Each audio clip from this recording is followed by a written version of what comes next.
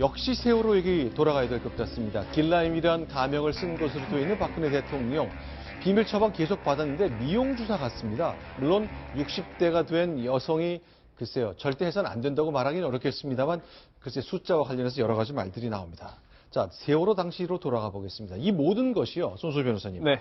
세월호 당시 7시간 행적과 관련해서 끊임없이 의문이 나오는데 이거 설명이 안 되니까 계속 주사 얘기가 나오는 거네요. 그렇습니다. 의혹이 아직까지 정확하게 해명되지 않고 있기 때문에 여러 가지 그 의견들이 나오고 있고 또한 최근에는 더더욱 약물 관련해가지고 수사 관련한 의혹까지 더더욱 이제 더해지고 있는데요. 네. 한 언론에서 이런 내용을 보도했습니다. 세월호 참사 당일 오전에 이제 성남에 있는 국군 수도병원 간호장교가 네. 청와대로 출장을 갔다. 그리고 그렇게 출장을 간 기록을 국군 수도병원에 남겨놓는데 검찰이 그 출장 기록을 확보한 것으로 알려졌다. 이런 그 보도가 있었습니다. 근데 YTN 보도도 일단 청와대나 군 당국은 출입 기록이 없다고 설명하고 있거든요. 네, 지금 그 군에서 나가게 되면 어디 간다고 항선지를 쓰고 네. 반드시 쓰게 돼 있는데 그 기록이 없다. 그리고 더 중요한 거는 청와대 의무실에 간호장교가 늘 근무를 하는데 뭐 굳이 갈 이유도 없겠죠. 그래서 가지 않았다라고 지금 국방부에서 확인하고 있습니다. 그러나 지난번에 최순실 씨가 무시로 청와대를 마음대로 프리패스했다는 얘기가 나왔을 때도 청와대는 최순실 씨가 청와대에 들어온 기록이 없다면서 절대 온 적이 없다라고 잘라 말했다가 완전히 뒤집혔잖아요. 출입 기록만으로는 이제 해명이 되지는 않는 것 같습니다. 그러니까 앵커 네. 말씀 주신 것처럼 최순실 씨는 뭐 매주마다 왔다 갔다 했던 네. 거고, 그다음에 그 부속실 관계자가 네. 청와대 차를 이용해서 외부 손님이 들어갔다 나갔다 하는 것도 전혀 기록이 안 남으니까. 다만 문제는 뭐냐면 그 청와대 안에 의무실장이 있고 그다음에 국방부로부터 파견 나온 간호장교가 있는데 왜 굳이 수도병원에 있는 간호장교를 불러왔을까라는 네. 이 의문점이 있으니까 아마 저런 보도에 대해서는 좀 확인을 하려면 저 간호장교에 대한 조사가 좀 있어야 될 것 같고요. 네. 굳이 뭐 개연성을 하나 따지면 애초에 있었던 간호장교가 있었는데 네. 복무기간이 지나서 다시 돌아갔고 그 간호장교만 특정해서 아마 청와대에서 필요로 해서 불렀을 가능성이 마지막 하나 남아있지 않을까 싶습니다. 네.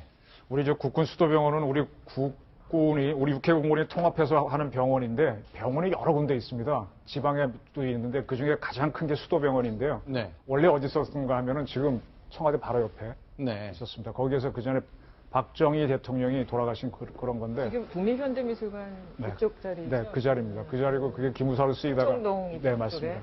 그래서 이렇게 대통령의 건강을 체크하는 거는 군 의무기관이 하는 게 맞고요. 그래서 미국에서는 육군이라든지 그런 해군의 의무기관이 굉장히 센데. 네. 우리는 저거를 없애버리고, 그 다음에 대통령도 이제 밖에 아까 좀 얘기하셨는데, 좀 밖에 나가서 맛있는 거 드시고 싶고, 사람 좀 만나고 싶은데, 호텔 나오면 다 공개되잖아요. 네. 그래서 그 전에 이용했던 게 안가지 않습니까? 네. 근데 안가를 너무 이용하다가 박정희 대통령은 안가에서 이제 서거가 하고 그랬는데, 안가도 없애고 수도병원도 없애고 하다 보니까 이게 좀 더 동선이 길어지고 하는 모순이 생기는 거거든요. 그래서 저는 지금 저 사건을 보면서 간호장교가 왔다 안 왔다. 간호장교가 왜 중요한가 하면 오면 주사를 잘라줘야 돼요. 주사 놓는 게 이제 그런 것 때문일 텐데 이게 이 너무 민주화를 한다고 해서 네. 이 모든 사회에서는 조금 이렇게 편의시설이 필요한데 그걸 다 없애놓으니까 지금 불편함이 많이 발생하는 게 저런 모습입니다. 자, 오른쪽에 있는 김상만 씨, 이제 전 대통령 자문의로 지정이 돼 있었고, 주치의도 모르는 가운데 됐기 때문에 뭔가 석연치 않은 게 굉장히 많았는데요.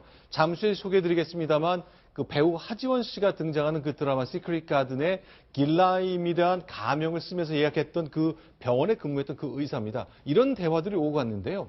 뭐 결국 저쪽에서는 별 문제 없었다는 건데 주치의들은 저희가 계속 보여드릴게요. 그 기록들 보면 뭔가 문제가 있었다. 난 전혀 몰랐다. 본 적도 없었다. 이런 뭔가 석연치 않은 것들이 계속 얘기가 나오는 거군요. 손수 변호사님. 예, 그렇습니다. 지금 굉장히 좀 진실게임 양상으로 흐르는 것 같습니다. 누군가는 네. 거짓말을 한다라고 밖에 볼 수 없는데요. 특히나 이제 처음에 김상만 전 자문의가 이병석 전 주치의가 동석했다라고 하고 있습니다만 네. 전혀 본 적 없다라고 했고요. 그러자 말을 바꿉니다.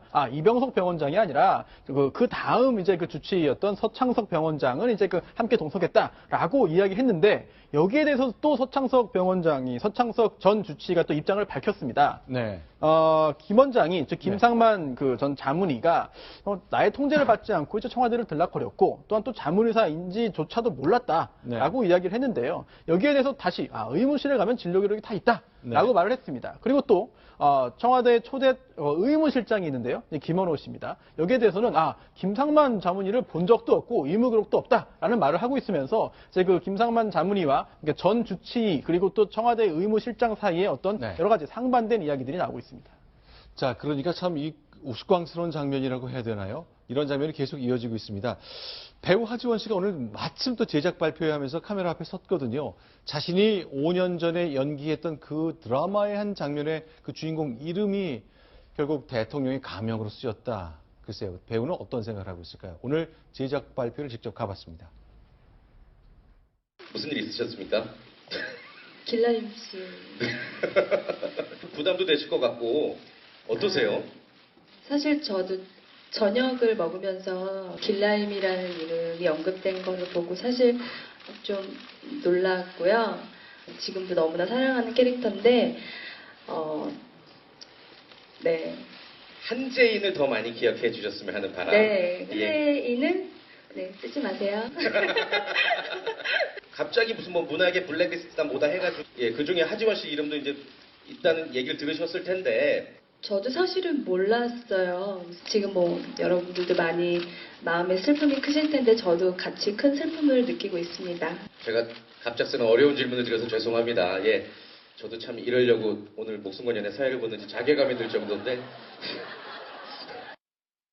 네, 저는 저거를 보면서 지금 대통령을 뜻하는 사람 이름으로 길라임이 쓰였다는 게 희화화되고 있는 거잖아요. 네. 그다음에 뭐 치료를 했니 안 했니를 놓고 몇 명의 의사들이 서로 이제 갑론을박하는 건데, 이게 뭔가 하면 경호에 미쓰고 어떤 그 미국 같은 경우에는 군병원이 대통령을 딱 하기 때문에 민간 병원에 노출되는 게 없습니다. 그런데 지금 우리는 뭐가 잘못돼가지고 민간 병원이 더 우수하니까 거기를 뭐 자문이 뭐 여러 형태로 모셔오면서 이게 꼬이는 거거든요. 네. 그래서 지금 이 모든 게 세월호 사건, 현 사건 이게 위기 관리의 실패입니다. 지금 우리 지금 뭡니까 책임 총리 얘기 나오다가 거국 내각 나오는데, 네. 만약에 거국 내각 만들어서 총리가 모든 걸 대행한다고 할 때요, 그분이 대통령과 똑같은 역할을 할 수 있습니까? 헌법상으로? 못합니다. 그거 하려면 미국식으로 부통령이 있어야 돼요. 미국은 CIA도 CIA 국장이 있으면 부국장, 똑같은 역할을 하는 사람이 각계무샤처럼 있어갖고 잘못되면 바로 하는데, 우리는 저 국정원도 보게 되면 그 밑에 1, 2, 3차장이 각기 다른 나눠져 있거든요. 차관도 그런 식으로. 그래서 이런 게 우리가 지금 위기 관리를 되게 못하는 건데, 이번 사건 계기로 이걸 좀 바로잡는 걸 좀 했으면 좋겠습니다. 근데 결국 본질은 끊임없이 그 궁금증이 나오고, 대통령 글쎄요, 비타민 주사 맞으면서 피로를 풀 수 있죠. 여럿이 많은 사람들이 하고 있다고 하는데, 문제는 그 세월호 7시간에 대한 설명을 청와대가 내놓지 않기 때문에 이런 끊임없는 의문 제기와 함께 우리 국민들은 다 믿어버리는 것 같아요. 그렇습니다. 이제 혼란이 좀 이제 잦아들고, 네. 국민들이 진실을 믿기 위해서는 청와대가 A라는 설이 나오면은 그게 아닙니다라고 말하고 끝나고, 또 B 설이 나오면은 그게 아닙니다라고 해명할 것이 아니라, 실질적으로 이제 경호상의 문제나 여러 가지 문제가 없는 한 최대한 정보를 공개함으로써 국민들을 설득하고 이해를 구하고 의문점을 잦아들게 만드는 게 사실 지금 상황에서는 유일한 방법이 아닐까 생각이 됩니다. 자, 이 주사도요, 정맥 주사를 맞았느니, 피하 주사를 맞았느니, 끊임없이 얘기가 나오고 있습니다. 민망하잖아요. 대한민국 대통령이 건강관리 할 수도 있습니다만, 다 이게 예전 같으면 비밀로 보안이 유지가 됐던 것들인데, 대통령의 신뢰를 잃으면서 누구나 다 대통령 관련된 의료 기록 공개하기를, 글쎄요, 주저한다고 할까, 좀 꺼려 한다거나 그런 일이 없어져 버렸습니다. 지금 손 선생님 말씀 조금 보태면, 저는 세월호 7시간 문제는 최순실 게이트와는 정말 비교가 될 수 없는, 네. 실체가 밝혀질 경우에 엄청난 국민적인 그 분노를 일으킬 수 있는 사안, 굉장한 민감한, 네. 그야말로 최순실 게이트의 뇌관격이다라고까지 생각이 되는데, 그동안 청와대의 대응이 계속 바뀌어왔잖아요. 김기춘 실장은 네. 밝힐 수 없다라고 했다가, 또 최근에 정호성 청와대 부속 비서관인가요? 그 사람 얘기는 관저에 계셨다. 네. 사태가 정리된 걸 알고 있다가 나중에 급변했다는 걸 파악하게 됐다. 네. 라고 얘기했지만, 사실 관저라고 하는 것도 청와대 본관 집무실이 아닌 사적인 공간이거든요. 네. 그러니까 대통령이 당시에 마땅히 정위치에 없었다는 얘기를 했다는 거고, 또 상황이 급변했는데도 계속 관저에 머물렀다. 이게 굉장히 꼬리에 꼬리를 묻는 의혹만 나오고 있는 상황입니다. 그래서 이게 만약 검찰 수사로 세월호 7시간에 대한 이야기가 나올 경우 저는 그동안의 대통령의 해명과 다른 이야기가 나올 경우에 그 당할 후폭풍이라는 건 정말 상상할 수가 없고 그런 점에서 아까 손 선생님 말씀처럼 미리 좀 대통령이 정확하게 또 솔직한 해명이 이 대목은 정말 필요한 것 같습니다. 자, 스스로 이제 뭐 문제를 계속 만드는 것은 청와대라고 생각이 됩니다. 박정호 대변인. 네. 이때요.